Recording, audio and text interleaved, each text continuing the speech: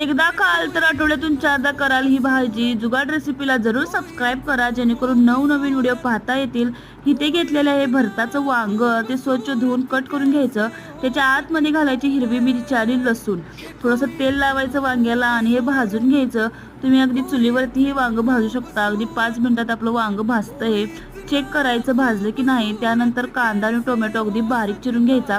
4 ते 5 चम्मच इथे दही घेतलेलं आहे. त्यामध्ये कांदा, टोमॅटो, हिरवी मिरची आणि लसूण अगदी बारीक चिरून टाकायचं आणि हे मिक्स करून घ्यायचं. आता वांग हे आपलं गार झालेलं होतं. वरची साल काढून घ्यायची आणि त्याचेही अगदी बारीक काप करून घ्यायचे.